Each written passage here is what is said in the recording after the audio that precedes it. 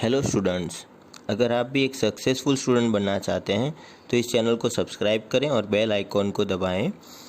और हाँ, वीडियोस को लाइक करना और ज़्यादा से ज़्यादा शेयर करना कभी मत भूलिएगा।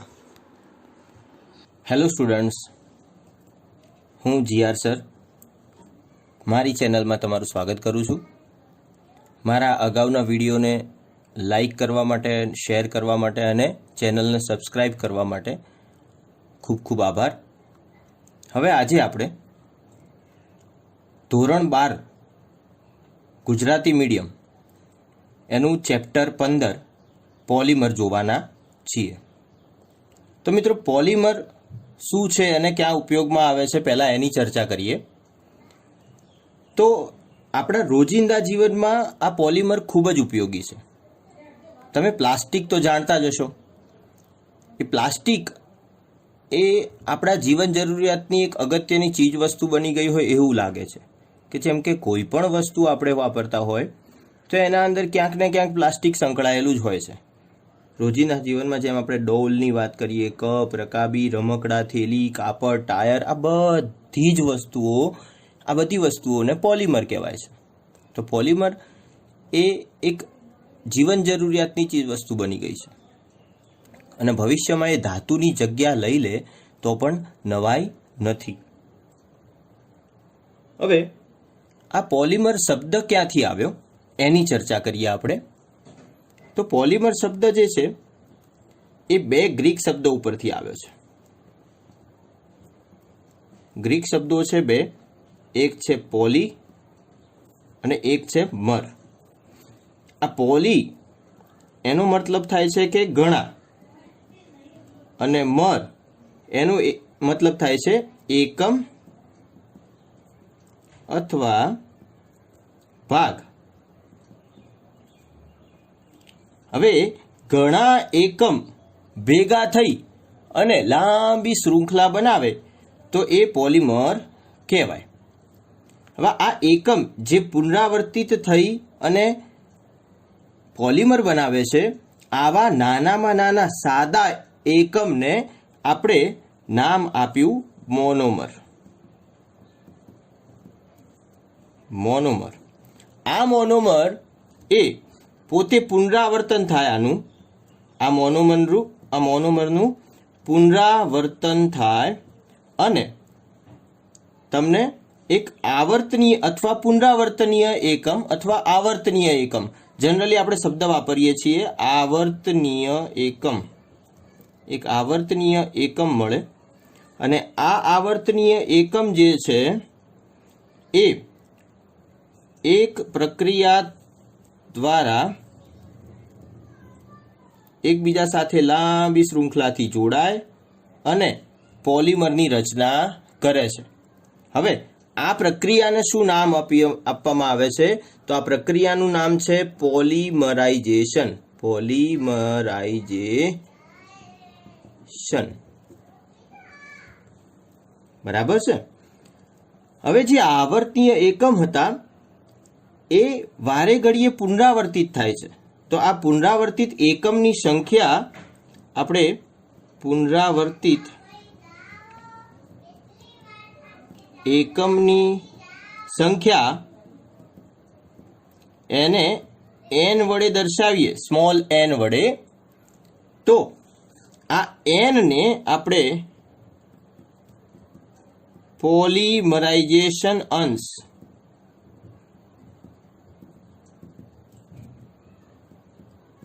તરીકે જાણીએ છીએ. પોલિમરાઇઝેશન અંશ. હવે આ જે પોલિમરાઇઝેશન અંશ છે એના થકી આ પોલિમરને આપણે બે વિભાગમાં વહેંચી શકીએ કે એની વેલ્યુ જો <25 હોય, 25 કરતાં ઓછી હોય, તો આવા પોલિમરને આપણે કહીએ છીએ ઓલિગોમર.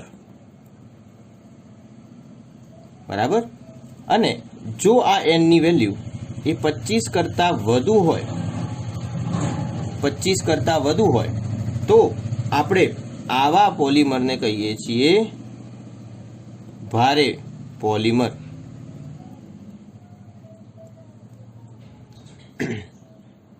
હવે આ ઓલિગોમર જે છે એ સામાન્ય રીતે પ્રવાહી અવસ્થામાં હોય છે, જ્યારે આ ભારે પોલિમર એ સામાન્ય રીતે ઘન અવસ્થામાં હોય છે. ઓલિગોમર પ્રવાહી અવસ્થામાં એટલે જેમ કે ફેવિકોલ જેવા પોલિમર તમે એની અંદર ગણી શકો છો, બરાબર. ઓલિગોમર પ્રવાહી સ્વરૂપમાં હોય જે N25 કરતાં નાના હોય, અને N greater than 25 હોય તો ભારે પોલિમર જે ઘન સ્વરૂપમાં હોય છે, બરાબર. તો અહીંયા આપણે કેટલી વસ્તુઓ, કેટલા શબ્દો જોયા? એક પોલિમર, મોનોમર, આવર્તનીય એકમ અને પોલિમરાઇઝેશન પ્રક્રિયા. પોલિમરાઇઝેશન અંશ વિશે આપણે કમ્પ્લીટ નોલેજ લઈ લીધું છે, બરાબર. તો પહેલા એ શબ્દોને ફરીથી સમજી લઈએ. અહીંયા કે આપણે પહેલું વાત કરીએ મોનોમરની. તો મોનોમર કોને કહેવાય? અનેક વાર પુનરાવર્તિત થતો સાદો એકમ કે સક્રિય અણુ, એને શું કહીશું આપણે? મોનોમર. અનેક વાર પુનરાવર્તિત થતો સાદો એકમ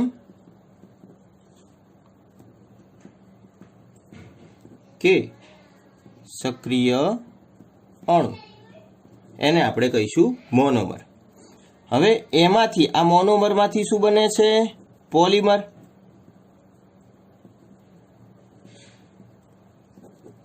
તો પોલિમર કોને કહેવાય? તો કે મોનોમર જે હોય એ સહસંયોજક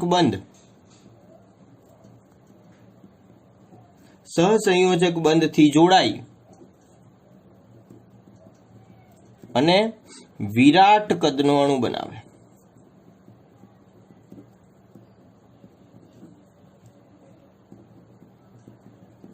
તેને આપણે પોલિમર કહીએ. તેને પોલિમર કહે છે. હવે આ જે પોલિમર છે એને આપણે એમ કહી શકીએ કે ઊંચા આણ્વીય દળ ધરાવતા હોય. ઊંચા આણ્વીય દળ, ઊંચું એટલે કેટલું? કે 10³ થી 10⁷ યુનિફાઈડ માસ યુ જેટલા ઊંચા આણ્વીય દળ ધરાવતા અણુ જોડાઈ. ઊંચા આણ્વીય દળ ધરાવતા હોય તેવા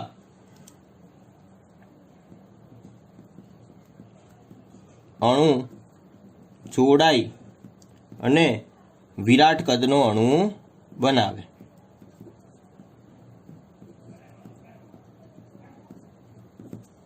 બરાબર. આ પોલિમરને આપણે બૃહદ અણુ તરીકે પણ ઓળખી શકીએ છીએ, બરાબર. બૃહદ અણુ પણ નામ કહેવાય છે. ઓકે.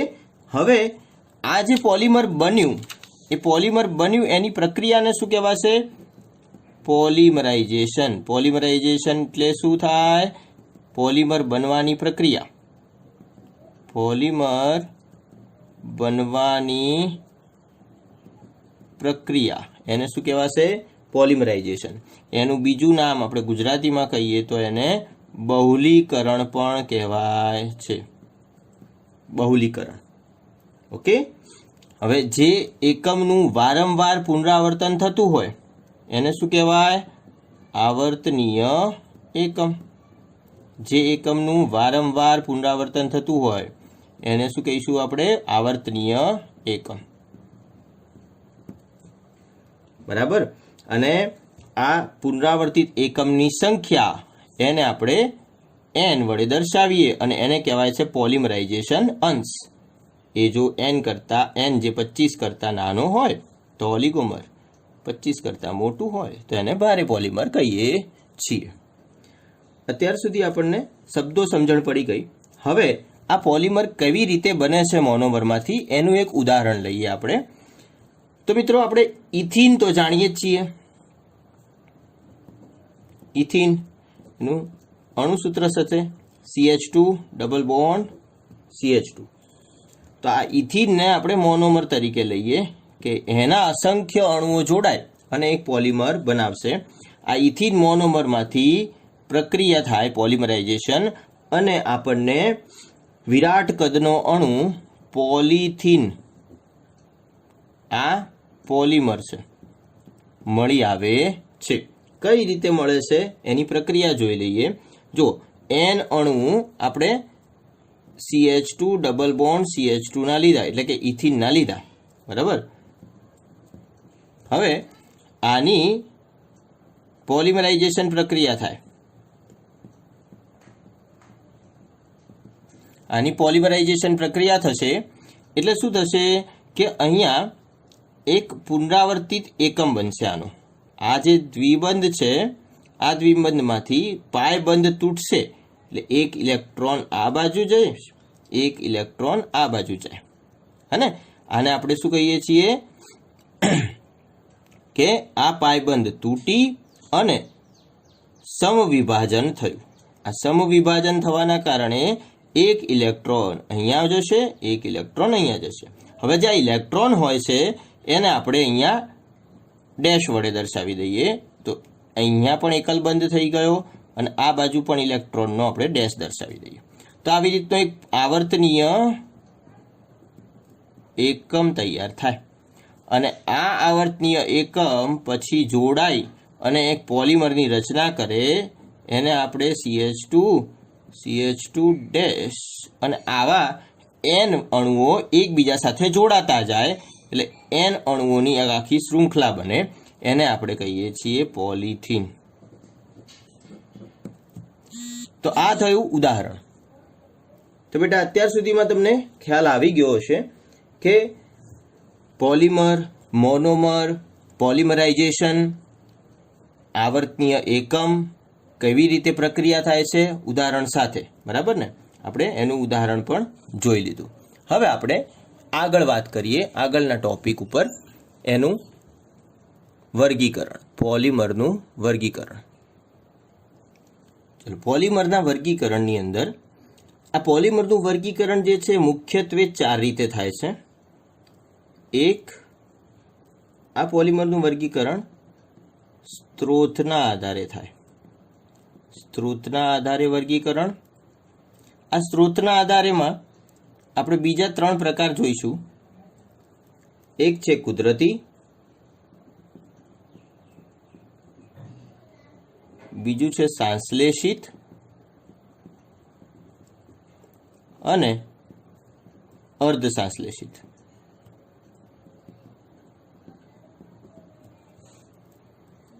પછી બીજો પ્રકાર આવશે બંધારણના આધારે વર્ગીકરણ. બંધારણના આધારે એના બીજા 3 પ્રકાર. એમાં પહેલું છે રેખીય પોલિમર, બીજું થશે શાખીય પોલિમર અને ત્રીજું થશે મિશ્ર બંધિત પોલિમર, બરાબર. હવે ત્રીજો પ્રકાર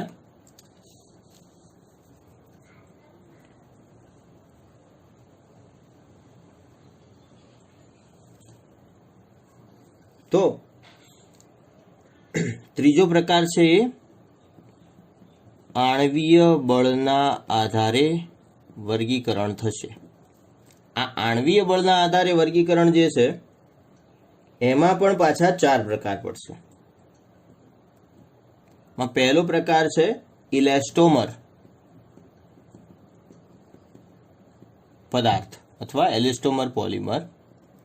બીજું આવશે રેસાઓ. ત્રીજો આવશે થર્મોપ્લાસ્ટિક અને ચોથું આવશે થર્મોસેટિંગ પ્રકારના પોલિમર, બરાબર. અને ચોથા પ્રકારનું વર્ગીકરણ જે છે એ આપણે જોઈશું પોલિમરાઇઝેશન પ્રક્રિયાના આધારે વર્ગીકરણ.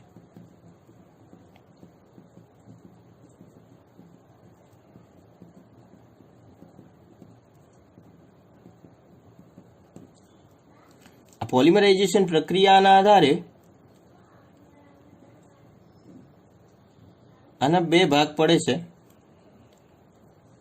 એમાં એક આપણે એને યોક્સિલ પોલિમર તરીકે ઓળખીશું, યોક્સિલ પોલિમર, અને બીજું આપણે એને સંઘનન પોલિમરના તરીકે ઓળખીશું.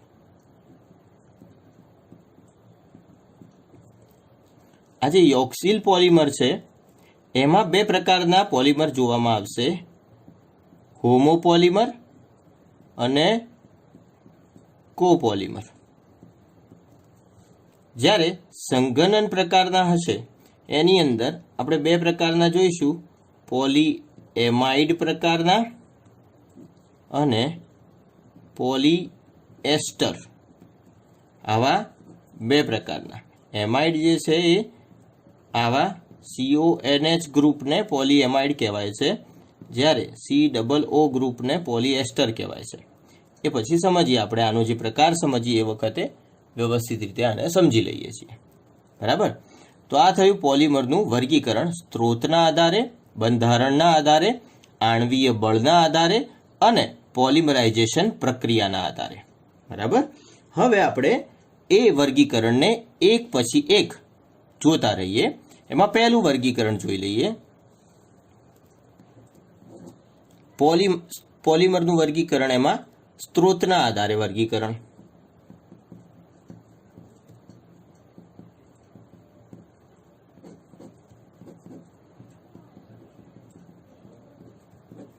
સ્ત્રોતના આધારે વર્ગીકરણમાં આપણે ફર્સ્ટ જોઈશું કુદરતી પોલિમર. કુદરતી પોલિમર નામ ઉપરથી જ આપણને આમ ખ્યાલ આવે કે કુદરતમાંથી મળી આવતા અથવા કુદરતમાં રહેલા પોલિમરને આપણે કહીશું કુદરતી પોલિમર. કુદરતમાં રહેલ અથવા કુદરતમાંથી મળી આવેલ, તો એને આપણે કુદરતી પોલિમર કહીએ. બરાબર. હવે આ ક્યાંથી પ્રાપ્ત થાય? તો જનરલી પ્રાણી અને વનસ્પતિમાંથી પ્રાપ્ત થાય. તમે ઉદાહરણ જોઈએ એટલે વધારે ખ્યાલ આવે. એના ઉદાહરણ સાથે જોઈએ આપણે. ઉદાહરણ તરીકે પ્રોટીન. જો પ્રોટીન આપણને ક્યાંથી મળે ખબર જ છે. પ્રોટીન, સ્ટાર્ચ, સેલ્યુલોઝ, કુદરતી રબર, આ બધા જે છે વગેરે વગેરે આ એના ઉદાહરણ થયા. તો આમ સ્ત્રોતના આધારે વર્ગીકરણની અંદર કુદરતી પોલિમર આપણને ખ્યાલ આવી ગયો. હવે આપણે નેક્સ્ટ જોઈશું સંશ્લેષિત પોલિમર. હવે જોઈએ સંશ્લેષિત પોલિમર. હવે સંશ્લેષિતનો મતલબ શું થાય? સંપૂર્ણપણે માનવ નિર્મિત અથવા માનવ સર્જિત પોલિમર થાય. બરાબર. તો આ કેવા હશે? સંપૂર્ણપણે માનવ સર્જિત, એટલે કે માનવ દ્વારા બનાવેલા. આપણે જે બનાવીએ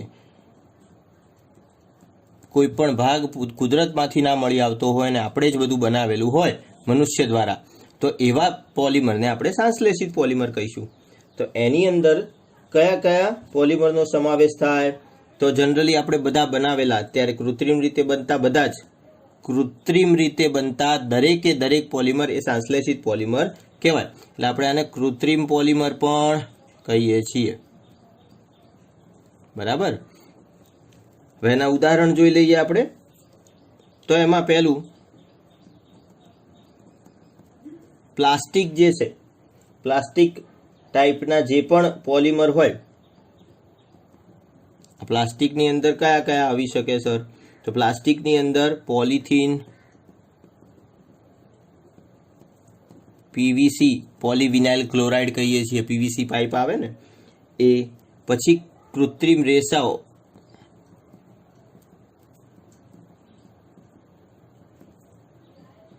કૃત્રિમ રેસાઓની અંદર ટેરિલિન, નાયલોન 66, આ બધા જે નામ છે ને આપણે સ્ટડી કરવાના છે, એટલે એની ચિંતા ના કરતા કે ટેરિલિન શું છે, નાયલોન 66 શું છે, બધું જ વારાફરતી સ્ટડી કરવાનું છે. ખાલી ઉદાહરણ કયા કયા છે એ તમે અત્યારે મગજમાં રાખો. આ આખા ચેપ્ટરનું આપણે અત્યારે સાર જોઈ રહ્યા છીએ કે ચેપ્ટરમાં કયા કયા ટોપિક આપણે જોવાના આવશે. જેમ કે આપણે વર્ગીકરણની અંદર કુદરતી, સંશ્લેષિત અને અર્ધ સંશ્લેષિત જોઈએ છીએ, તો એની અંદર જેટલા પણ પોલિમરનું વાત કરી આપણે, એ પછી એના ડિટેલ વિશે આપણે જોવાનું છે. એટલે દરેક પોલિમરના વિશે આપણે માહિતી લેવાની છે આ ચેપ્ટરની અંદર. બરાબર. તો કૃત્રિમ રેસાઓમાં આપણે જોઈ લીધું. હવે કૃત્રિમ રબર પણ કૃત્રિમ રીતે બનતા હોય. એમાં બે નામ છે, બુના એસ અને બુના એન. આને ઇંગ્લિશમાં લખાતું હોય છે બુના એસ, બુના એન. બરાબર. તો હવે આપણે સંશ્લેષિત પોલિમર પણ સમજી ગયા. હવે હું અર્ધ સંશ્લેષિત પોલિમર લઈશ. જો પહેલા સંશ્લેષિત લેવાનું કારણ એ જ કે સંશ્લેષિત એટલે કૃત્રિમ એવી ખબર પડી ગઈ. હવે આના નામ ઉપરથી આપણને ખબર પડે કે અર્ધ સંશ્લેષિત એટલે અડધું સંશ્લેષિત અને અડધું કુદરતી. એટલે કે કુદરતી રબર જે હોય એ કુદરતમાં રહેલા પોલિમર, કુદરતી પોલિમર જે પણ હોય, કુદરતમાં રહેલા પોલિમર સાથે આપણે રાસાયણિક પ્રક્રિયા કરી અને રાસાયણિક પ્રક્રિયા કરીને બનાવવામાં આવતા જે પોલિમર હોય એને આપણે અર્ધ સંશ્લેષિત પોલિમર કહીશું. આવા કુદરતી પોલિમર જે હોય એમાં જરૂર મુજબના એના ગુણધર્મોની અંદર જરૂરિયાત પ્રમાણે ફેરફાર કરવામાં આવે અને રાસાયણિક પ્રક્રિયાથી આવા અર્ધ સંશ્લેષિત પોલિમર બનાવવામાં આવે છે. બરાબર. તો એમાં આપણે લખાણ લખી લઈએ એનું કે કુદરતમાં રહેલા પોલિમર સાથે રાસાયણિક પ્રક્રિયા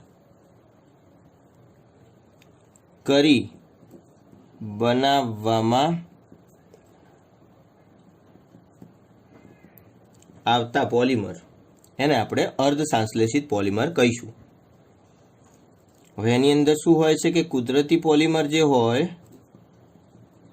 એ કુદરતી પોલિમરમાં એના ગુણધર્મોમાં જરૂરિયાત પ્રમાણે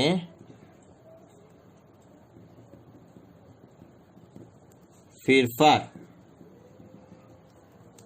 કરી ને બનાવવામાં આવે. અર્ધ સંશ્લેષિત પોલિમર એને જરૂરિયાત પ્રમાણે ફેરફાર કરીને બનાવવામાં આવતા હોય છે. તો એના ઉદાહરણ જોઈએ આપણે. આવા અર્ધ સંશ્લેષિત પોલિમર કયા કયા છે? તો પહેલું છે સેલ્યુલોઝ. એના નાઇટ્રેશનથી બનાવવામાં આવતો વિસ્ફોટક સેલ્યુલોઝ નાઇટ્રેટ. પહેલું છે સેલ્યુલોઝ ના નાઇટ્રેશનથી બનાવવામાં આવતો વિસ્ફોટક. યાદ રાખજો, સેલ્યુલોઝ નાઇટ્રેટ જે છે એ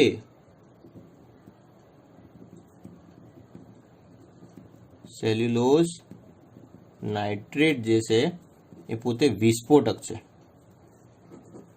યાદ રાખજો. ઓકે. હવે બીજા પ્રકારની વાત કરીએ આપણે, તો સેલ્યુલોઝની જ વાત કરીએ કે સેલ્યુલોઝ જે છે એની એસિડિક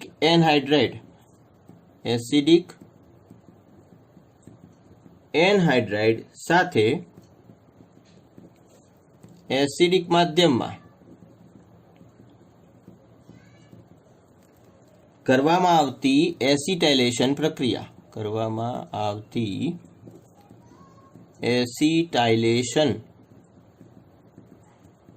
આ એક પ્રક્રિયાનું નામ છે. એસિટાઇલેશન પ્રક્રિયાથી મળતો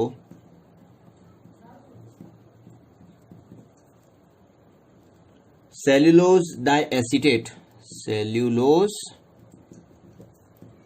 ડાયએસિટેટ એ પણ એક સંશ્લેષિત પોલિમરનું, અર્ધ સંશ્લેષિત પોલિમરનું ઉદાહરણ કહેવાય કે જે સેલ્યુલોઝમાંથી ફેરફાર કરી અને બનાવવામાં આવ્યું છે. આ સેલ્યુલોઝ ડાયએસિટેટ છે એને રેયોનના નામથી પણ ઓળખાય છે.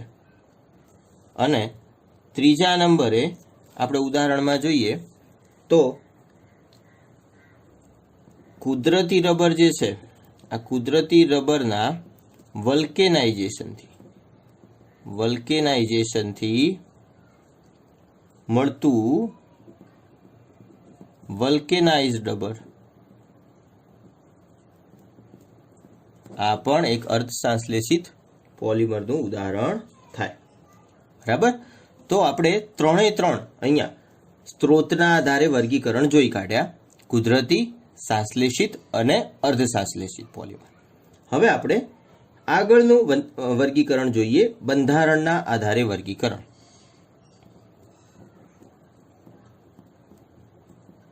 તો બંધારણના આધારે વર્ગીકરણ કયા કયા હતા બેટા?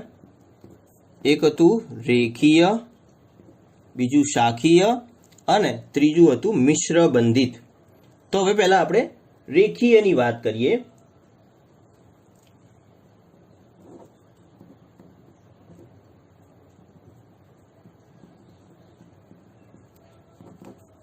રેખીય પોલિમર.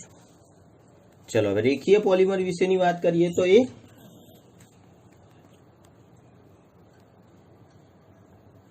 લાંબી સરળ શૃંખલા હોય, અને રેખીય પોલિમર શું કરતા હોય? લાંબી સરળ શૃંખલા ધરાવે છે.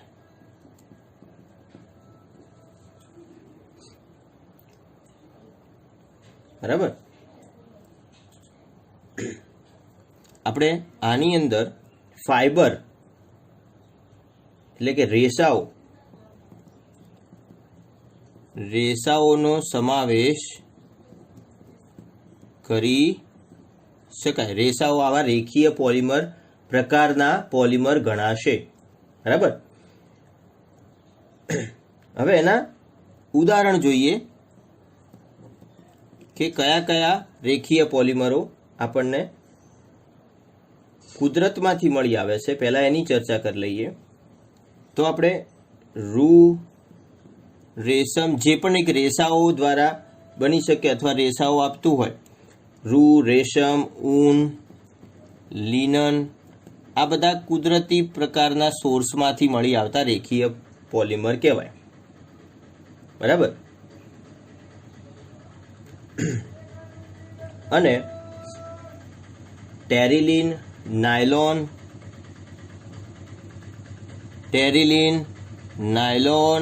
આ બધું જે છે એ પોતે એ કૃત્રિમ પ્રકારના કહેવાય, એટલે કે સંશ્લેષિત. હવે આની અંદર બીજા પણ છે, ટેરિલિન છે, નાયલોન છે, પોલિએસ્ટર છે, અને ખાસ આપણે જેને કહીએ છીએ ઉચ્ચ ઘનતા પોલિથીન અથવા હાઈ ડેન્સિટી પોલિથીન. ઉચ્ચ ઘનતા પોલિથીન અથવા એને કહેવાય છે હાઈ ડેન્સિટી પોલિથીન. એનો સિમ્બોલ થાય છે HDP, high density polythene.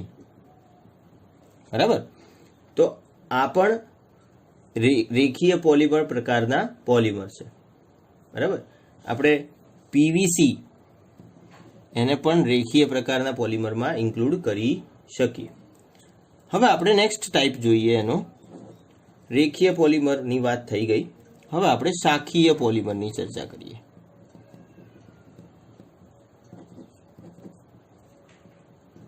શાખીય polymer. તો શાખીય પોલિમર જે છે એની અંદર શું હોય? તો એક આની અંદર લાંબી ચેઇન તો હશે જ હાજર, પણ આ લાંબી ચેઇનની અંદર વચ્ચે વચ્ચે શાખાઓ ધરાવતી હોય છે. એટલે કે એક લાંબી રેખીય પ્રકાર જે છે એમાં તમે આનું બંધારણ દોરવું હોય તો આ રીતે દોરી શકો. આમ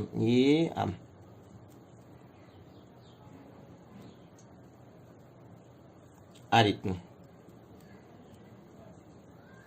તો શાખીયમાં શું થાય? શાખીયમાં આવી રેખીય રચના તો જોવા મળે જ, પણ વચ્ચે વચ્ચે એમાં શાખાઓ ઉત્પન્ન થયેલી હોય, એટલે કે અહીંયાથી એક શાખા નીકળી હોય, નીચે અડાડવાનું નથી, અહીંયા શાખા ઉત્પન્ન થઈ હોય, અહીંયા એક બીજી શાખા હોય, કોઈ પણ એક જગ્યાએ તમે બતાવી શકો આકૃતિ દોરવામાં, બરાબર. તો આવી રીતની શાખાઓ હોય, આ આખી રેખીય જે શૃંખલા છે એમાં વચ્ચે વચ્ચે શાખા ઉત્પન્ન થઈ હોય તો એને આપણે કહીશું શાખીય પોલિમર. એના ઉદાહરણની અંદર લો ડેન્સિટી પોલિથીન અથવા નિમ્ન ઘનતા પોલિથીન, જેને ઇંગ્લિશમાં કહીશું લો ડેન્સિટી પોલિથીન, એનો સિમ્બોલ થાય છે LDP, એને આપણે આવા પ્રકારના શાખીય પોલિમરની અંદર ગણતરીમાં લઈશું. હવે નેક્સ્ટ ટાઈપ જોઈ લઈએ આપણે મિશ્ર બંધિત પોલિમર. હવે મિશ્ર બંધિત પોલિમરની અંદર આ પોલિમરમાં દ્વિસંયોજક કે ત્રિસંયોજક મોનોમર હોય. દ્વિસંયોજક કે ત્રિસંયોજક મોનોમર એટલે કે બે ફંક્શનલ ગ્રુપ કે બે ક્રિયાશીલ સમૂહ હોય અથવા ત્રણ ક્રિયાશીલ સમૂહ હોય, એ ત્રણ જગ્યાએ સંયોજાઈ શકતા હોય, એમ ત્રિસંયોજક. તો દ્વિસંયોજક કે ત્રિસંયોજક મોનોમર જે હોય એ લાંબી પોલિમરની જે શૃંખલા હોય એમને વચ્ચે વચ્ચેથી મજબૂત સહસંયોજક બંધ દ્વારા જોડે છે. કઈ રીતની રચના થાય છે બતાવી દઉં તમને અહીંયા, કે ધારો કે આપણે એમ લાંબી શૃંખલાની રચના અહીંયા દર્શાવીએ છીએ.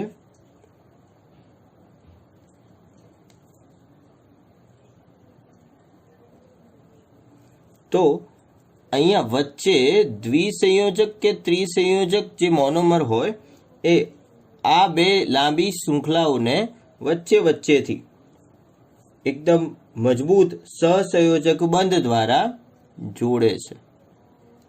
આને આપણે મિશ્ર બંધિત કહીએ છીએ. તો નોટ્સ લખી દઈએ. દ્વિસંયોજક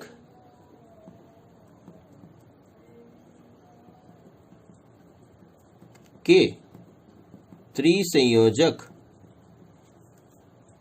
મોનોમર લાંબી પોલિમરની શૃંખલાઓને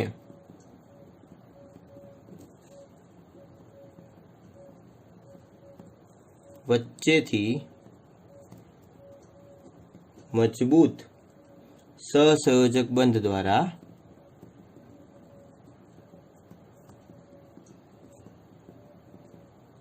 જોડે છે. બરાબર. આ લાંબી પોલિમરની જે શૃંખલાઓ હોય છે એ મજબૂત સહસંયોજક બંધથી જોડાઈ હોય એટલા માટે એક જાળીદાર રચના ઉત્પન્ન કરે છે. કેવી રચના હોય છે? જાળીદાર રચના.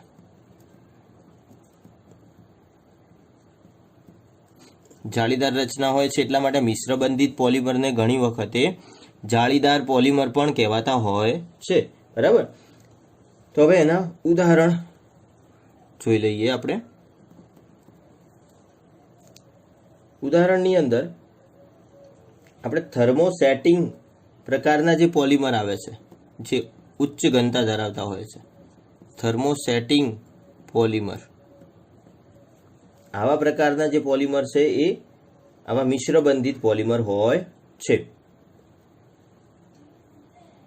એની અંદર આપણે થર્મોસેટિંગની અંદર ઉદાહરણની અંદર થર્મોસેટિંગ પ્રકારના કયા કયા આવે છે તો એ ઉદાહરણ જોઈએ તો એમાં છે બેકેલાઇટ અને મેલેમાઇન. આવા પ્રકારના જે હશે એ બધા થર્મોસેટિંગ પોલિમર છે અને એ મિશ્ર બંધિત પ્રકારના પોલિમર હોય છે. બરાબર. તો અહીંયા આપણા ત્રણ પ્રકાર અહીંયા બંધારણના આધારે વર્ગીકરણના પણ પૂરા થયા. હવે આગળ આપણે જોઈશું આણ્વીય બળના આધારે વર્ગીકરણ. મિત્રો, અત્યાર સુધીમાં તમને સમજણ પડી ગઈ હશે બધી. એક વખત વિડીયો રિવાઇન્ડ કરીને જોઈ લેજો. ના ખબર પડી હોય તો મારો નંબર અહીંયા છે તમારી પાસે, મને પ્લીઝ મેસેજ દ્વારા તમે પૂછી શકશો. ઓકે, કોલ પણ કરી શકો છો. તો આપણે જોઈશું અહીંયા આણ્વીય બળના આધારે વર્ગીકરણ.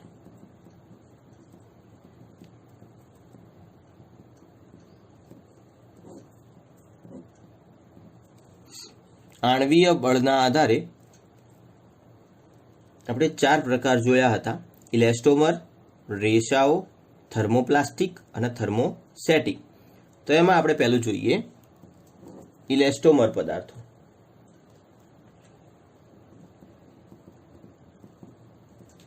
ઇલેસ્ટોમર પ્રકારના પોલિમર.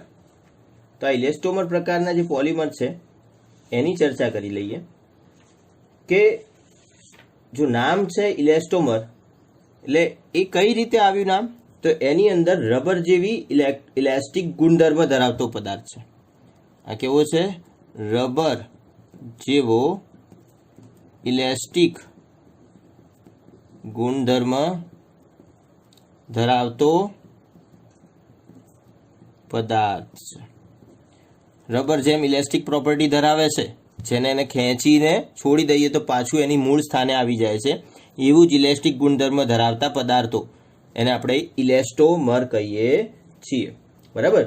એની અંદર લાંબી જે શૃંખલાઓ હોય છે એ એકબીજા સાથે નિર્બળ આંતરાણવીય આકર્ષણ બળ ધરાવતી હોય છે. બરાબર. લાંબી શૃંખલાઓ જે હોય છે એની લાંબી શૃંખલા એકબીજા સાથે નિર્બળ આંતરાણવીય આકર્ષણ બળ ધરાવે છે. બરાબર. આ નિર્બળ આંતરાણવીય આકર્ષણ બળના કારણે જ આ પોલિમરને આપણે ખેંચી શકીએ છીએ. બહુ વધારે મજબૂત બંધ હોય તો એને ખેંચી શકાય નહીં. એટલે નિર્બળ બંધ હોય તો આપણે એને ખેંચી શકીએ. આ બંધ જે છે એ થોડાક નિર્બળ બનશે, વધુ નિર્બળ બનશે જ્યારે ખેંચવામાં આવશે ત્યારે. એટલે આપણે એને ખેંચીને લાંબુ કરી શકીએ. એટલે કોના કારણે ખેંચીને લાંબુ કરી શકાય છે? આ બળના આધારે. આ નિર્બળ બળના કારણે તેને ખેંચી શકાય છે. બરાબર.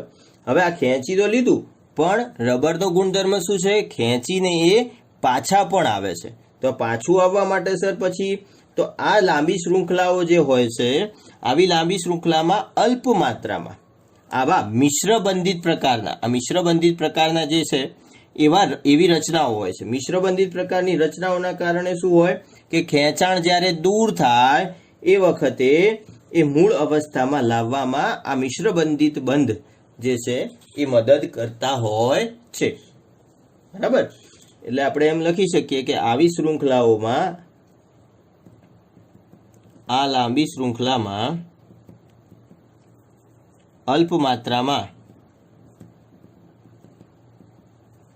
મિશ્રબંધિત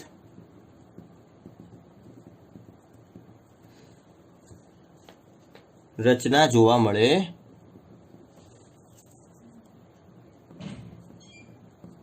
છે. બરાબર. જે તેને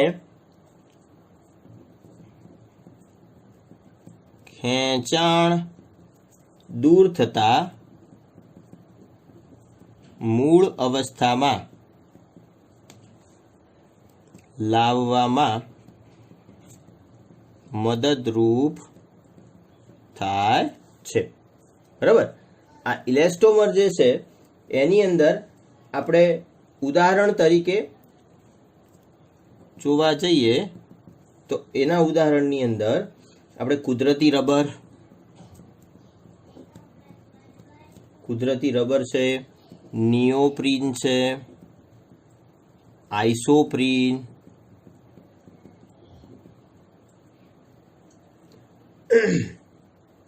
પછી બુના એસ અને બુના એન, આવા પણ રબર છે, એ પણ રબર જ છે. બરાબર. વગેરેનો સમાવેશ કરી શકીએ. તો આ થઈ વાત ઇલેસ્ટોમરની. ઇલેસ્ટોમર પદાર્થ વિશે આપણને પૂરી માહિતી મળી ગઈ. હવે આગળ આપણે જોઈએ છીએ રેસાઓ.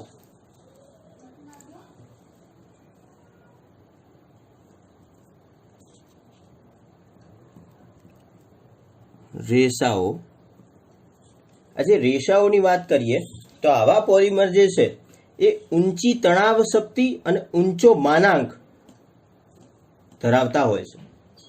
એને આપણે રેસાઓ કહીએ. ઊંચી તણાવ શક્તિ અને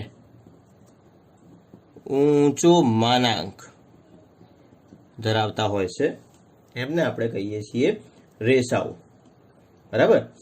આ રેસાઓમાં પ્રબળ આંતરાણવીય આકર્ષણ બળ, પ્રબળ આંતર આણવીય આકર્ષણ બળ અને હાઇડ્રોજન બંધ પણ હાજર હોય છે. હાઇડ્રોજન બંધ પણ હાજર હોય અને એના કારણે આવા ગુણધર્મ જોવા મળે છે. બરાબર. આ પ્રબળ આકર્ષણ બળ જે છે એ લાંબી શૃંખલાને એકબીજાની ખૂબ જ નજીક લાવી દે, હે ને. આવી પ્રબળ આકર્ષણ બળ જે છે એ શું કરે છે? શૃંખલાને એકબીજાની નજીક લાવે અને નજીક લાવે એના કારણે તેમાં સ્ફટિકીય ગુણધર્મ,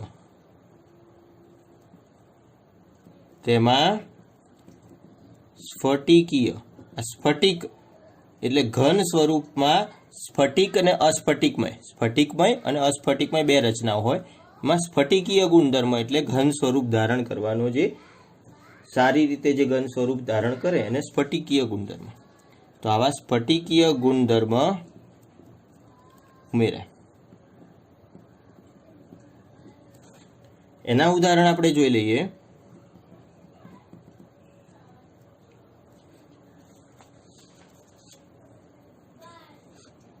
તો ઉદાહરણમાં આપણે જોઈશું પોલીએમાઇડ,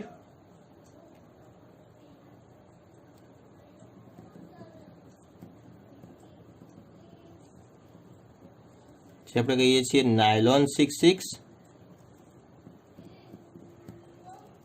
અને પોલીએસ્ટર, જે આપણે કહીએ છીએ ટેરિલિન.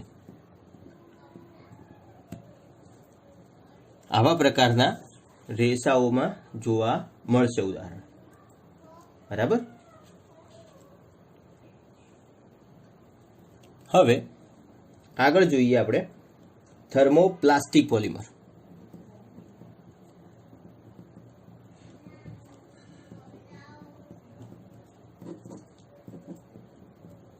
થર્મોપ્લાસ્ટિક પ્રકારના જે પોલિમર હોય એમાં લાંબુ જે અણુ બનશે, વિરાટ અણુ, એની જે લાંબી શૃંખલાયુક્ત રચનામાં થોડાક અંશે આપણને શાખાઓ જોવા મળે.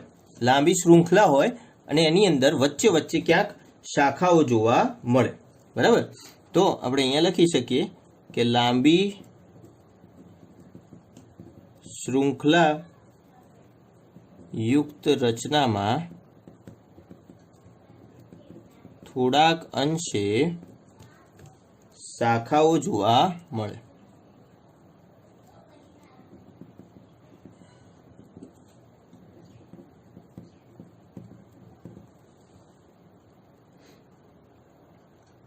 અને બીજું કે આની અંદર એક ખાસ ગુણધર્મ હોય છે. થર્મોપ્લાસ્ટિક પોલિમર હોય છે એની અંદર એક ખાસ ગુણધર્મ એવો હોય છે કે તેમને સામાન્ય તાપમાનથી ઊંચા તાપમાને ગરમ કરીએ તો એ ગરમ કરતાં નરમ બની જાય છે અને એને ઠંડુ પાડવામાં આવે તો એ સખત બને છે.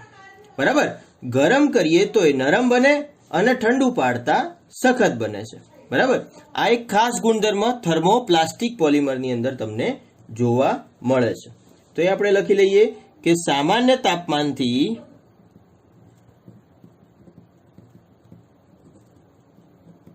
ઊંચા તાપમાને ગરમ કરતા નરમ બને છે, ગરમ કરતા નરમ બને છે અને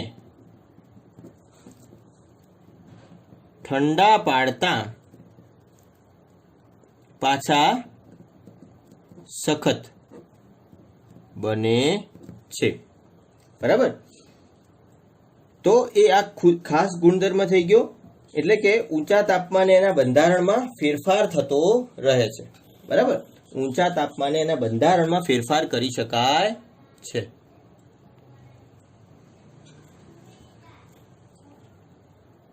આ જે થર્મોપ્લાસ્ટિક પોલિમર હોય છે એ નરમ હોય છે.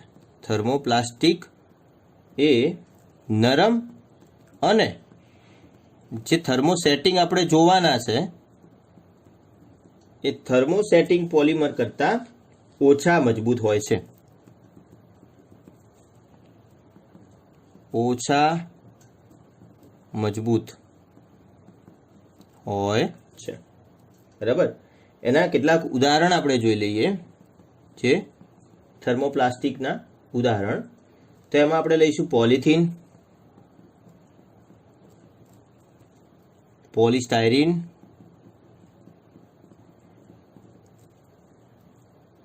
પોલીવિનાઇલ્સ બધા આવશે જુદા જુદા.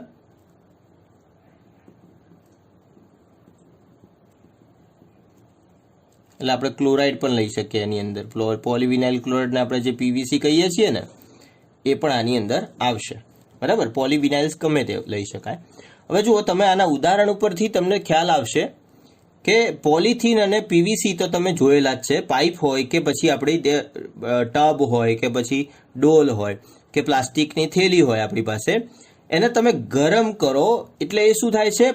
પ્રવાહી સ્વરૂપ ધારણ કરે છે. એટલે કે એનું ઘન સ્વરૂપ છે, જે સખતપણું છે એ ધીમે ધીમે ઢીલું થઈ જાય છે. તમે ડોલને જોયું છે, ડોલને સાધતી વખતે પણ એને થોડુંક ગરમ કરીને પછી આમ સાધતા હોય છે. તો એ શું થાય છે? એ નરમ બની જાય છે. ગરમ કરતાં નરમ બને છે. બરાબર. અને પછી ધીમે ધીમે ધીમે ધીમે ઠંડુ પડે એટલે પાછું સખત સ્વરૂપ ધારણ કરે છે. તો આ બધા થર્મોપ્લાસ્ટિક પોલિમરના ગુણધર્મો છે અને ઉદાહરણ પણ આપણને એના દ્વારા ખ્યાલ આવી જાય છે. બરાબર. હવે આપણે એના નેક્સ્ટ જે આણ્વીય બળના આધારે વર્ગીકરણમાં છેલ્લો ટોપિક થર્મોસેટિંગ પોલિમર, તો એની વાત કરી લઈએ.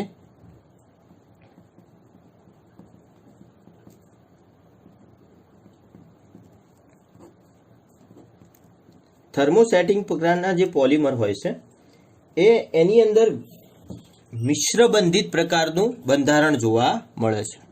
એ આપણે ઉદાહરણમાં મિશ્રબંધિતના ઉદાહરણમાં પણ લખ્યું હતું. મિશ્રબંધિત પ્રકારનું બંધારણ હોય છે. બરાબર. હવે એની અંદર બીજું કાં તો મિશ્રબંધિત હોય અને કાં તો શું થશે કે પછી વધુ પ્રમાણમાં શાખાઓ ધરાવતી શૃંખલાયુક્ત રચના પણ જોવા મળી શકે. મિશ્રબંધિત પ્રકારનું બંધારણ તો જનરલી હોય જ છે, પણ ઘણી વખતે તમને શાખાયુક્ત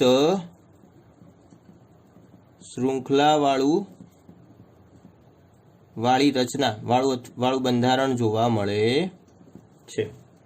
બરાબર. આ પોલિમર જે છે એને આપણે થર્મોપ્લાસ્ટિકની જેમ ગરમ કરીએ તો શું થાય?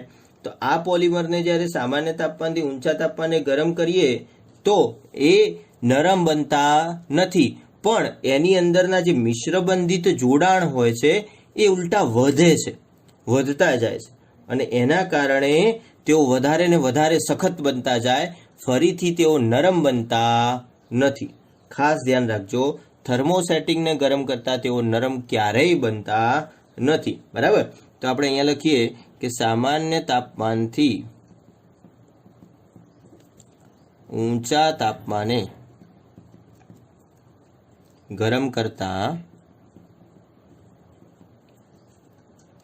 મિશ્રબંધિત જોડાણો તેના મિશ્રબંધિત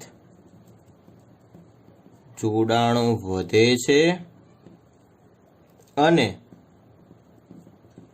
તેઓ ફરીથી નરમ બનતા નથી. બરાબર. બીજું ખાસ કે આ પોલિમરમાં ઊંચા તાપમાને એના બંધારણમાં ફેરફાર થતો નથી. અને કેટલું પણ ઊંચું તાપમાન આપણે કરીએ, એને ગરમ કરતા જઈએ તો એના બંધારણમાં કોઈ ફેરફાર થશે નહીં. બરાબર. એટલે કે થર્મોસેટિંગ પોલિમરની અંદર ઊંચા તાપમાને બંધારણમાં ફેરફાર થતો નથી.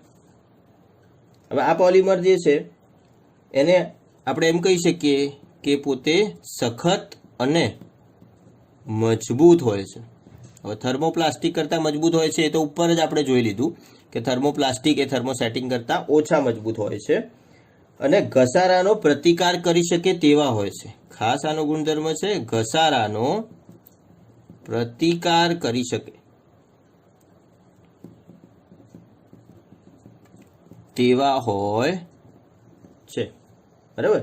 બીજું કે સારા વિદ્યુત અને ઉષ્માના અવાહક હોય છે.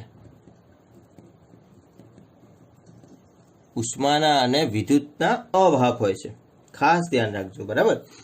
હવે એક બીજી ચર્ચા કે અત્યાર સુધીના આપણે ચાર જે જોયા કે ઇલેસ્ટોમર, રેસાઓ, થર્મોપ્લાસ્ટિક અને થર્મોસેટિંગ, તો આમના આંતર આણવીય બળની ચર્ચા કરીએ.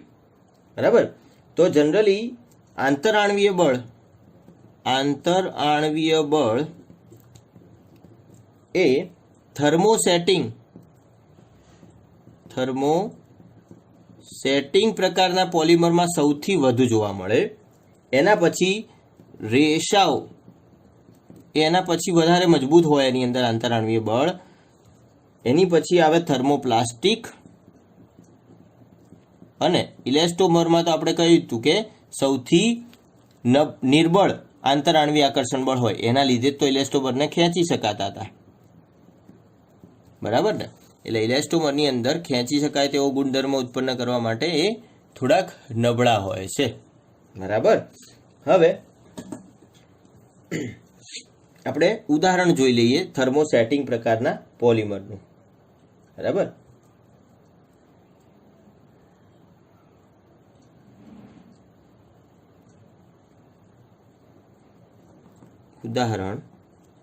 ઉદાહરણમાં આપણે ત્યાં પણ જોયું હતું, આગળ મિશ્ર બંધિત લખ્યું ત્યાં પણ કે બેકેલાઇટ અને મેલામાઇન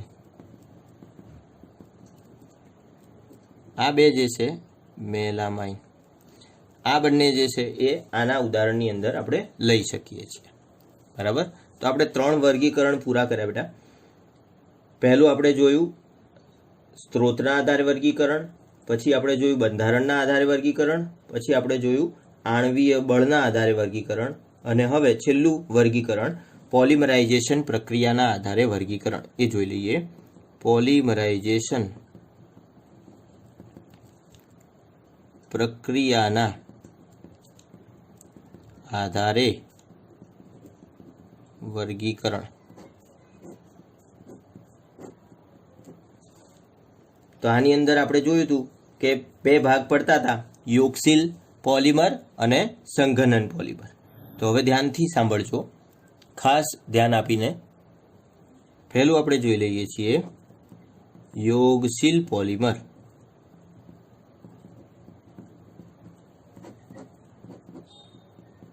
યોગશીલ પોલિમરની ચર્ચા કરીએ આપણે. તો આમાં પોલિમરાઇઝેશન પ્રક્રિયાના આધારે વર્ગીકરણ થાય છે. તો યોગશીલ પોલિમર બન્યો એનો મતલબ કે કંઈક પોલિમરાઇઝેશન પ્રક્રિયા હશે આવી જ. તો અહીંયા પ્રક્રિયા કઈ હોય છે? યોગશીલ પોલિમરાઇઝેશન પ્રક્રિયા હોય છે. બરાબર. આ યોગશીલ પ્રક્રિયા એ કોને કહેવાય? પહેલા શબ્દ સમજી લઈએ. યોગશીલ એને ઇંગ્લિશમાં કહીએ છીએ આપણે એડિશન, એટલે કે ઉમેરવું. એટલે કે આવી ઉમેરાવાની અથવા જોડાવાની પ્રક્રિયા જે હોય એને આપણે યોગશીલ પ્રક્રિયા કહીએ છીએ. એટલે કે 2 અણુ ત્યાં એકબીજા સાથે જોડાતા રહે, એમાંથી કંઈ બાદ નહીં થાય, ફક્ત એકબીજા સાથે એના દ્વિબંધ કે ત્રિબંધ જે હશે એ તૂટતા જાય અને એકબીજા સાથે લાંબી શૃંખલામાં જોડાતા જાય. તો એને આપણે કહીશું યોગશીલ પોલિમર. તો હવે એને થોડુંક નોટ ડાઉન કરી લઈએ આપણે કે જ્યારે દ્વિબંધ કે ત્રિબંધ ધરાવતા અસંખ્ય મોનોમર અણુ એકબીજા સાથે યોગશીલ પ્રક્રિયાથી, યોગશીલ પ્રક્રિયા ખબર પડી ગઈ હશે હવે. યોગશીલ પ્રક્રિયા એટલે ઉમેરાવાની પ્રક્રિયા, જોડાવાની પ્રક્રિયા, કશું જ બાદ બાકી નહીં થાય, ફક્ત દ્વિબંધ કે ત્રિબંધ તૂટશે અને એ બંધ જે તૂટ્યા એના જ ઇલેક્ટ્રોનથી આગળ પ્રક્રિયા ચાલુ રહેશે. તો આવી પ્રક્રિયાથી રાસાયણિક બંધ દ્વારા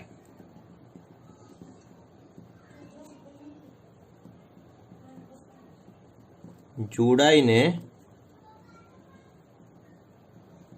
પોલિમર બનાવે છે. આ યોક્સિલ પોલિમર આને કહેવાય. બરાબર, તેને આપણે યોક્સિલ પોલિમર કહે છે. ઓકે, હવે એ યોક્સિલ પોલિમરાઇઝેશન છે એ પ્રક્રિયાનું નામ લખી દઈએ અહીંયા. એ પ્રક્રિયાનું નામ અત્યારે પ્રક્રિયાનું નામ લખીએ છીએ, પછી એ પ્રક્રિયા ભણવાની પણ છે. યોક્સિલ પોલિમરાઇઝેશન પ્રક્રિયા. બરાબર, હવે આ જે યોક્સિલ પોલિમર છે એના ઉદાહરણ તરીકે તમે શું લઈ શકો કે ભાઈ ઇથિન અણુ હતો તો એમાં દ્વિબંધ હતો, તો આ દ્વિબંધ તૂટી અને પોલિથીન બનતું હતું. તો આ પોલિથીન બનવાની જે ઇથિનમાંથી પોલિથીન બનવાની જે પ્રક્રિયા હતી એને આપણે યોક્સિલ પોલિમર કહી શકીએ. બરાબર, પોલિથીન જે છે એને યોક્સિલ પોલિમર કહી શકીએ અને પ્રક્રિયા જે થઈ એને યોક્સિલ પોલિમરાઇઝેશન પ્રક્રિયા કહી શકીએ. બરાબર, હવે આ યોક્સિલ પોલિમરના પાછા બે પ્રકાર હતા, એને આપણે વારાફરતી જોઈએ. કે એક હતું હોમોપોલિમર અને બીજું કોપોલિમર. એમાં હોમોપોલિમરની વાત કરીએ તો આ હોમોપોલિમર એમાં શું હોય છે કે યોક્સિલ પોલિમરાઇઝેશન પ્રક્રિયામાં જ્યારે એક જ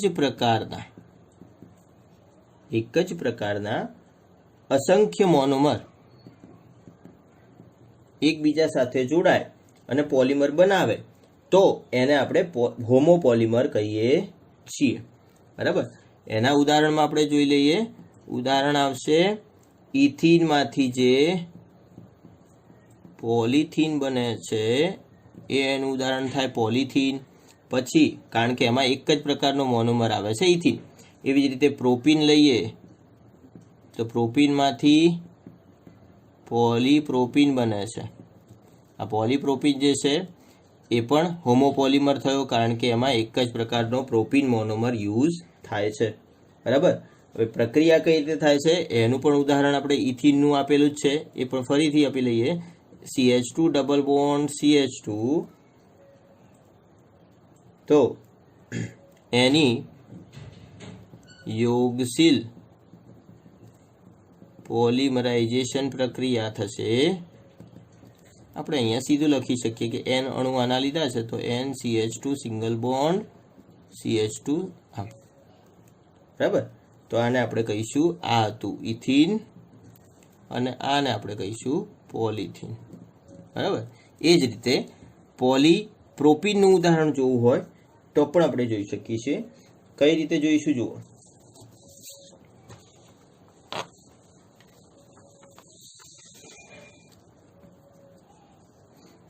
પોલીપ્રોપીન માટે આપણે લઈશું અહીંયા propyne monomer CH2 double bond CH3. આના N અણુઓ લેવાના. આ થયો આપણો પ્રોપીન મોનોમર. એનું યોક્સિલ પોલિમરાઇઝેશન થાય. એટલે યોક્સિલ પોલિમરાઇઝેશન દ્વારા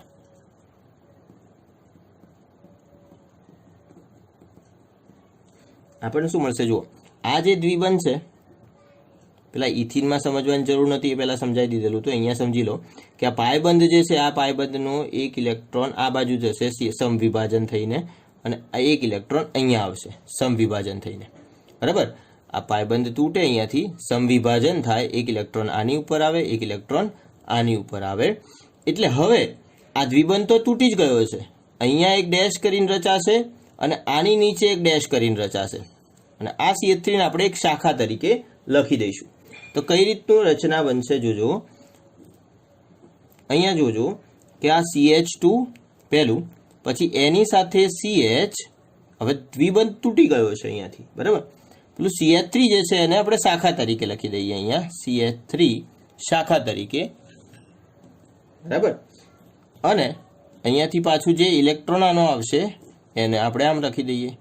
આ n વખત આવી રીતે શૃંખલા જોડાઈને n અણુઓ જોડાઈને આવી રીતે બન્યું હોય તો એને આપણે કહીએ છીએ પોલીપ્રોપીન. જે પ્રોપીનમાંથી બનેલો છે, મોનોમર એનો પ્રોપીન થાય અને પોલીપ્રોપીન એવો હોમોપોલીમર થયો. બરાબર. અને શાખા છે, અહીંયા જુઓ લાંબી ચેન છે ને એની વચ્ચે શાખા આવે છે, એટલે આ શાખીય પ્રકારનો પણ કહી શકાય. બરાબર. અને ઇથિન હતો, એમાં લાંબી શૃંખલા જ હતી ખાલી, એમાં કોઈ શાખા નહોતી, એટલે એને આપણે રેખીય પ્રકારનું પોલિમર પણ કહી શકાય. બરાબર. તો આ વાત થઈ હોમોપોલિમરની. હવે આપણે જોઈએ કોપોલિમર. તો કોપોલિમર વિશે માહિતી લઈએ આપણે.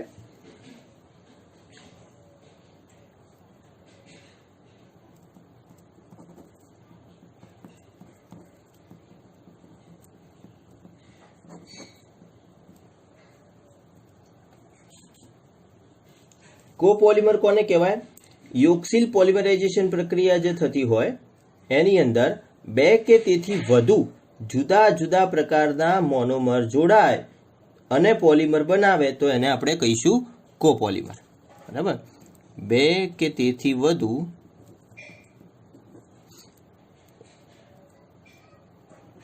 જુદા જુદા પ્રકારના અસંખ્ય મોનોમર એકબીજા સાથે જોડાઈને શું બનાવે? કોપોલિમર બનાવે. બરાબર.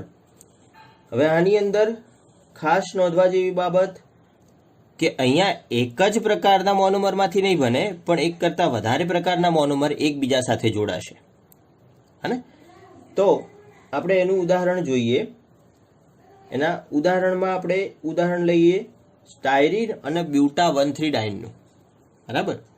તો એમાં આપણે અહીંયા ઉદાહરણ લઈએ છીએ સ્ટાયરીનનું. સ્ટાયરીન કોને કહેવાય? તો જો આવા પ્રકારની જ રચના હોય છે, બેન્ઝીન અને એની ઉપર CH ડબલ બોન્ડ CH2. આને આપણે બીજી કઈ રીતે લખી શકીએ? આ બેન્ઝીન છે એને આપણે લખીએ છીએ આ બેન્ઝીન એટલે ફિનાઇલ થયું, આટલો ભાગ ફિનાઇલ થયો, C6H5 phenyl dash CH double bond CH2. આવું પણ લખી શકાય. આ સ્ટાયરીન અને બ્યુટાડાઇન અને બ્યુટા 1,3-ડાઇન અથવા 1,3-બ્યુટાડાઇન. તો એ કઈ રીતે લખાશે? બ્યુટા 1,3-ડાઇન. અને આપણે અણુસૂત્ર એનું લખીએ તો CH2 double bond CH single bond CH double bond CH2. એટલે કે આ 1 ઉપર અને 3 ઉપર, આ બંને ઉપર ડબલ બોન્ડ રહેલા છે. 1 અને 3 ઉપર ડાય ઇન, 2 ઇન રહેલા છે. એમની પ્રક્રિયા હવે જોઈ લઈએ કઈ રીતે થશે. તો સર્વપ્રથમ આપણે N અણુ લઈશું, CH2 double bond CH double bond CH2 ના. બરાબર. અને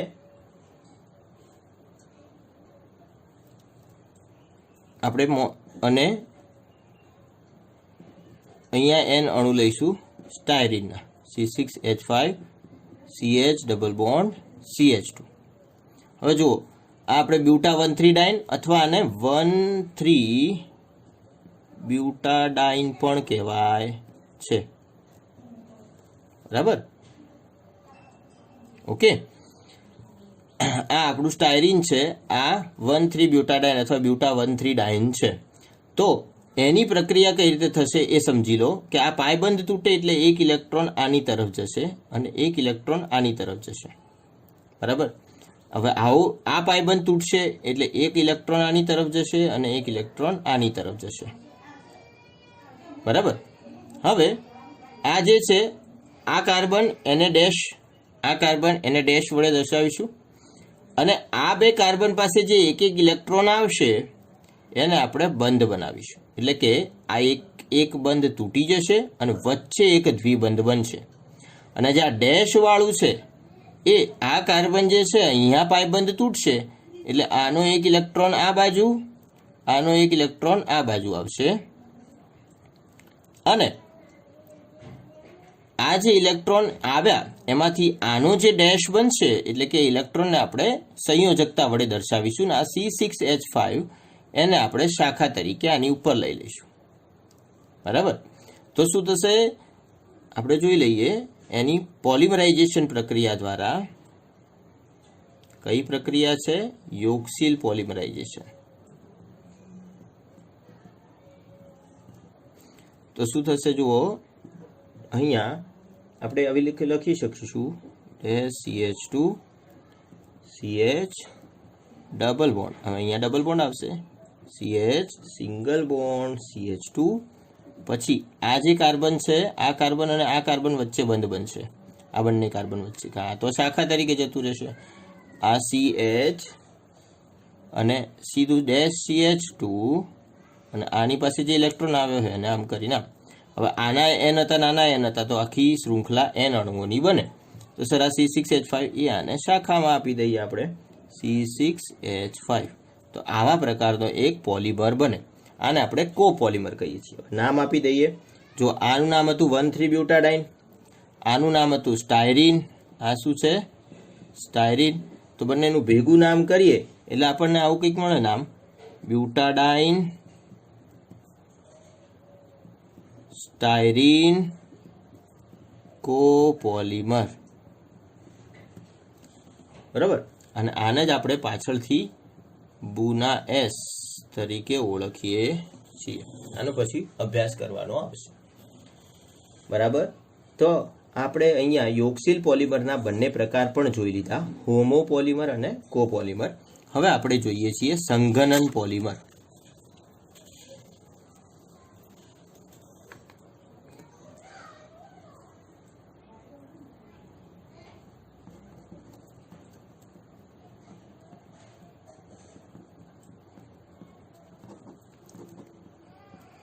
સંઘનન પોલિમરની વાત કરીએ તો આની અંદર સંઘનન પોલિમરની અંદર પ્રક્રિયા કઈ થશે?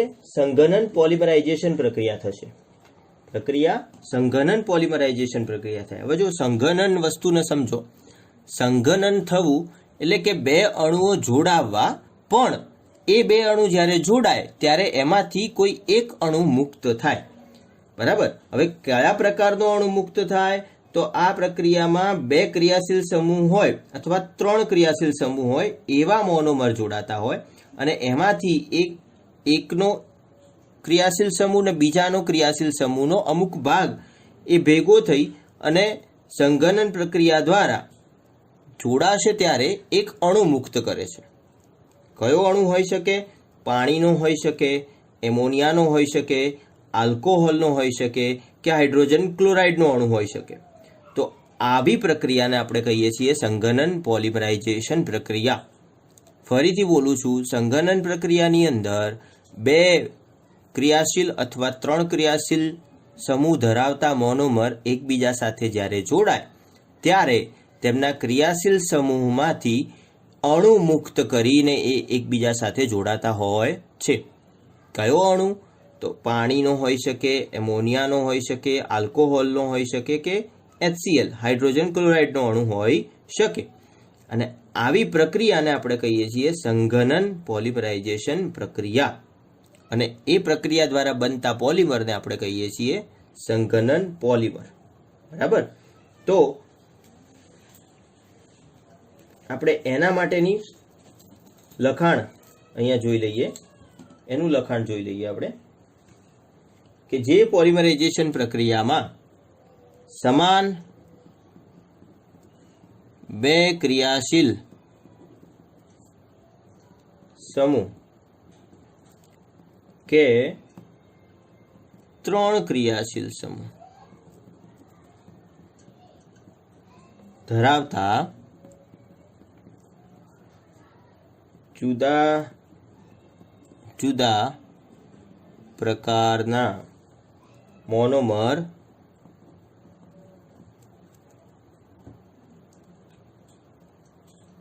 ના અસંખ્ય ઘટકો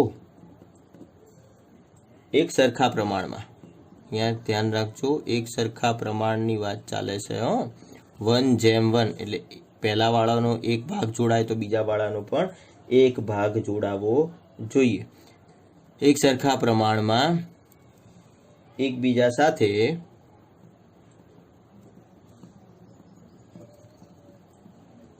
સંઘનન પ્રક્રિયા દ્વારા જોડાઈને પોલિમર બનાવે તેને સંઘનન પોલિમર કહે છે. બરાબર. તો આવા પ્રકારની પોલિમરાઇઝેશન પ્રક્રિયાને આપણે કહીશું સંઘનન પોલિમરાઇઝેશન. બરાબર. તો અહીંયા આપણે જ્યારે આગળ ચર્ચા કરીએ પ્રમાણે કે આ પ્રક્રિયા દ્વારા સંઘનન પ્રક્રિયા દ્વારા પાણી, આલ્કોહોલ, એમોનિયા કે HCl આને કહેવાય હાઇડ્રોજન ક્લોરાઇડ. બરાબર. જેવા અણુ મુક્ત થાય છે. બરાબર. તો એમાં બે પ્રકાર પડતા હતા. આપણે જોયું હતું કે એના ક્રિયાશીલ સમૂહ જે છે, આપણે વાત કરી કે બે ક્રિયાશીલ સમૂહ કે 3 ક્રિયાશીલ સમૂહ. તો આવા ક્રિયાશીલ સમૂહના આધારે એના બે ભાગ પડે છે. એક પડે છે જો ક્રિયાશીલ સમૂહ, એનો ક્રિયાશીલ સમૂહ જો CONH પ્રકારનો બનતો હોય તો એને આપણે પોલીએમાઇડ કહીએ છીએ. અને જો એ COO બનતો હોય તો એને પોલી એસ્ટર કહેવામાં આવે છે. અહીંયા ઉદાહરણ તરીકે આપણે નાયલોન 6,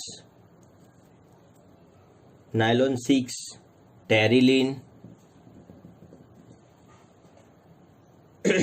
જેવા પોલિમરનો આપણે સમાવેશ કરી શકીએ છીએ. નાયલોન 6, નાયલોન 6 પણ આવશે, ટેરિલિન, આ બધાનો ઉપયોગ કરી શકીએ. એમાં નાયલોન 6ની બનાવટ આપણે જોઈ લઈએ અહીંયા કે એના માટે આપણે જોઈશે હેક્ઝામિથિલિન ડાયમાઇન. N મોનોમર આપણે લઈશું હેક્ઝામિથિલિન ડાયમાઇનના. તમને નામ સમજાવું છું. આને કહેવાય હેક્ઝામિથિલિન ડાયમાઇન. કઈ રીતે બનશે છે? જો આ મિથિલિન કેટલા 6 હેક્ઝા મિથિલિન અને 1 અને 2 એમાઇન. હેક્ઝામિથિલિન, આ હેક્ઝામિથિલિન ડાયએમાઇન, હેક્ઝામિથિલિન ડાયએમાઇન. બરાબર.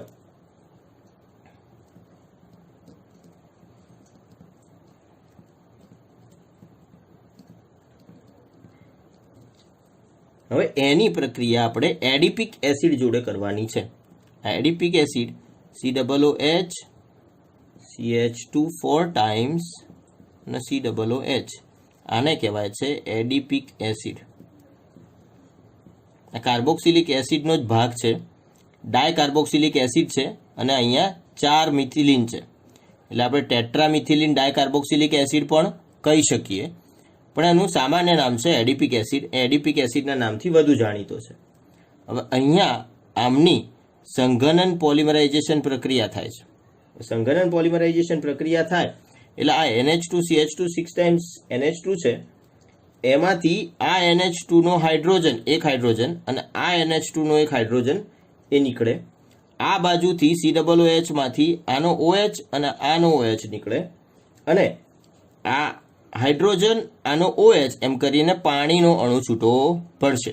એવી રીતે આ બાજુથી આપણે આ હાઇડ્રોજન નીકળ્યો એટલે અહીંયા આપણે ડેશ વડે, એટલે કે સંયોજકતા ખાલી રાખીશું, એ રીતે દર્શાવીશું. તો બનશે શું શૃંખલા? જોજો હો અહીંયા કે આખી શૃંખલા આપણે લખીએ NH2CH2 6 ટાઈમ, ફરીથી એક હાઇડ્રોજન નીકળી ગયો છે એટલે NH જ લખાશે. પછી અહીંયા COOH માંથી OH નીકળી ગયો છે એટલે CO જ લખાશે. CH2 4 ટાઈમ્સ અને CO. COOH માંથી ફરીથી CO જ લખાશે, OH નીકળી ગયો છે. આવો એક એન અણુઓ જોડાઈને એક આવો પોલિમર મળે. NaCH2 6 times NH, CO CH2 4 times CO. તો આને આપણે કહીશું નાયલોન 6. હવે તમને પ્રશ્ન થતો હશે નાયલોનના 6,6 કેમ લખાય છે? તો જુઓ તમે અહીંયા જોશો તો આ હેક્ઝામિથિલિન ડાયમાઇનના કેટલા કાર્બન ઉપયોગમાં લેવાયા? અહીંયા 6 કાર્બન. એવી જ રીતે એડિપિક એસિડના ટોટલ કાર્બન કેટલા થાય? આ 4 મિથિલિનના અને એક COOH અને બીજો COOH એમ કરીને 6. બંને મોનોમરના 6 કાર્બન ઉપયોગમાં લેવાય છે. તેથી આ નાયલોન 6,6 કહેવાય છે. બરાબર. આ આપણે પ્રક્રિયા પણ જોઈ લીધી, ઉદાહરણ પણ જોઈ લીધું અને સંગનન પોલિમર વિશે ચર્ચા પણ કરી લીધી કે પણ આવી રીતે. હવે અહીંયા એક વસ્તુનું ધ્યાન રાખજો કે અહીંયા NH2O લખવાનું ભૂલાય નહીં. આ H2O અણુ મુક્ત થાય છે એટલા માટે લખવાનું ભૂલાય નહીં, એ ધ્યાન રાખજો. બરાબર. અહીંયા એક પાણીનો અણુ દૂર થયો. હવે જુઓ અહીંયા બંધ કઈ રીતનો બનશે? તો આ CONH આમ આ રીતનો બને છે. વ્યવસ્થિત ગોઠવવા જઈએ તો એ CONH આપણે સરખી રીતે લખી શકીએ. તો આ CONH બંધ હોય તો એ કયા પ્રકારનું આવશે પોલિમર? પોલીએમાઇડ પ્રકારનો પોલિમર કહેવાશે. બરાબર. એવી જ રીતે જો COO આટલું જ બનતું હશે તો એ પોલિએસ્ટર પ્રકારના કહેવાશે. એ આપણે જ્યારે સંગનન પોલિમરાઇઝેશન પ્રક્રિયા ભણીશું ત્યારે બધા જ ઉદાહરણ આપણે ચર્ચા કરીશું. ઓકે. તો અહીંયા સુધી આપણું વર્ગીકરણ હતું બેટા, અને વર્ગીકરણના આપણે 4 મુદ્દા અને એની અંદરના પેટા વિભાગ પણ જોઈ લીધા. આની અંદર કોઈ પણ ડાઉટ હોય તો તમે બેફિકર રહીને મને પૂછી શકો છો. અને શાંતિથી વિડીયો સાંભળવા માટે થેન્ક યુ વેરી મચ, પૂરો વિડીયો જોવા માટે. અને હા, પોતાના મિત્રોને